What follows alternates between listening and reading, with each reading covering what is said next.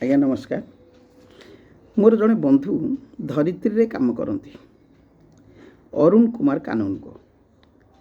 ତାଙ୍କ ସହିତ କାଲି ଦେଖା ହେଲା ଏବଂ କଥା କହୁଁ କହୁଁ ମୁଁ ଏ ଆଙ୍ଗୁଳି ବିଷୟରେ ଟିକେ ଆଲୋଚନା କଲି। କାରଣ ଆମେ ଆଗରୁ ଶୁଣିଛୁ ଏବଂ ସବୁବେଳେ ଶୁଣି ଆସୁଛୁ, କରାଗ୍ରେ ବସତେ ଲକ୍ଷ୍ମୀ କର ମଧ୍ୟେ ସରସ୍ୱତୀ କର ମୂଳେ ତୁ ଗୋବିନ୍ଦ ପ୍ରଭାତେ କର ଦର୍ଶନମ୍। କିନ୍ତୁ ये आंगुली गुड़िक कौन, आंगुलीर भूमिका कौन आम शरीर प्रति ये विषय आलोचना कराया कारे भल लगी से अनुरोध कर जिनटी भिडियो करी पाखक आउ थे पठेबा से अन्य बंधु मानक शुणेबे।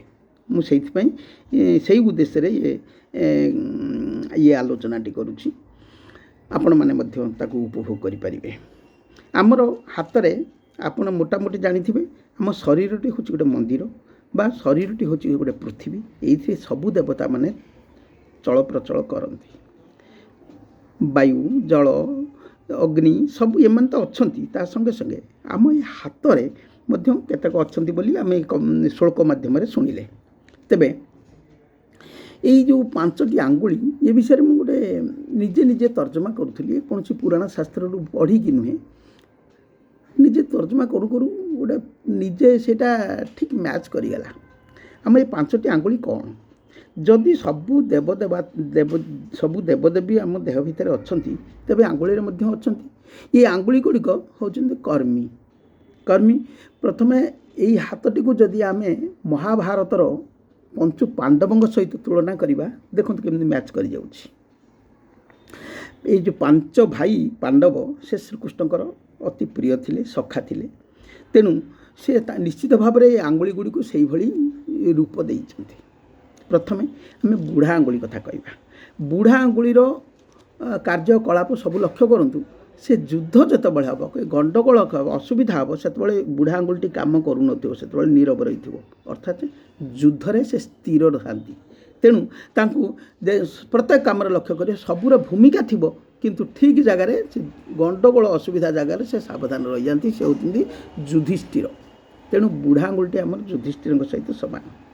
द्वितीय आंगुली आसला विशी आंगुली। विशी आंगुलटी को आम क्रोधी भाव में व्यवहार करूँ। केतबेले आम रागिगले कहीदूँ भाई तुमको देखीदेवी, तुम सावधान रुह। विशी आंगुली देखिए कथा कहूँ, ये हूँ क्रोधर प्रतीक अर्थात भीम।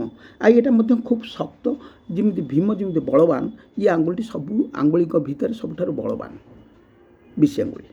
तृतीय आंगुली आसला मझी आंगुली। यहाँ हूँ सबुठारु बड़।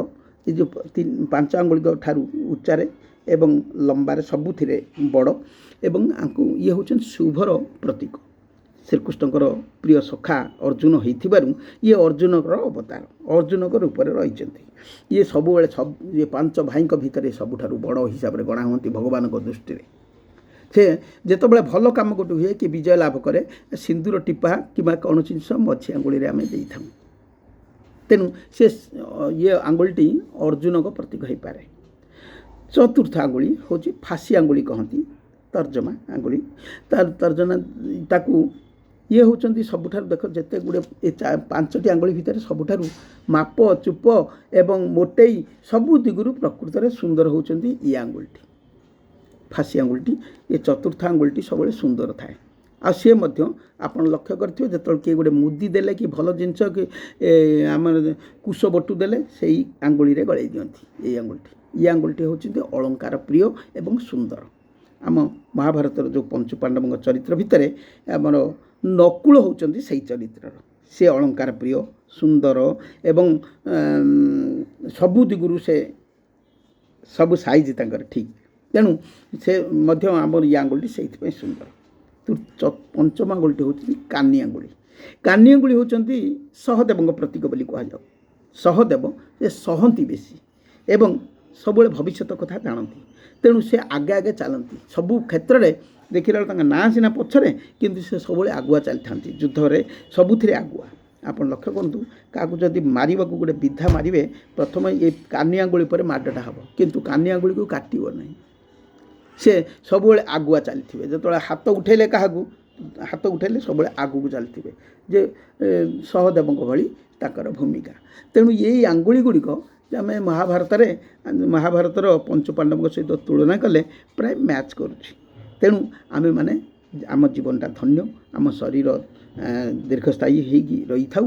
ଏବଂ ଇଏ ଶ୍ରୀକୃଷ୍ଣ ତ ରହିଛନ୍ତି କରାଗ୍ରେ ବସତେ ଲକ୍ଷ୍ମୀ, କର ମଧ୍ୟେ ସରସ୍ୱତୀ, କରମୂଳେ ତୁ ଗୋବିନ୍ଦ, ବିଷ୍ଣୁ ବସିଛନ୍ତି ଏଠି, ସେ ଚକ୍ରଧାରୀ। ତେଣୁ ପଞ୍ଚପାଣ୍ଡବ ତାଙ୍କ ସହିତ ମିଶିକି ରହିଛନ୍ତି। ଏତିକି ମୋର ଆଲୋଚନା ଥିଲା। ମୁଁ ଅରୁଣ ଭାଇଙ୍କୁ ଆଉ ଥରେ ଏଇ କଥାଟିକୁ ଶୁଣେଇଦେଲି। ଧନ୍ୟବାଦ, ନମସ୍କାର।